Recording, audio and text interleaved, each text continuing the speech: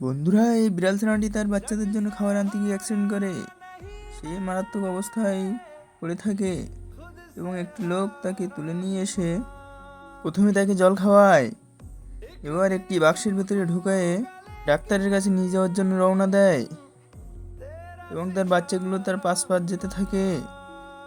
তাদের মায়া ছাড়তে পারেনি, তারা মার কাছে যাওয়ার জন্য এদিক ওদিক যেতে থাকে। তখন একটি লোক বাচ্চাগুলোকে নিয়ে এক জায়গায় রেখে দেয় এবং হাসপাতালটিতে তার মাকে অপারেশন করা হয়।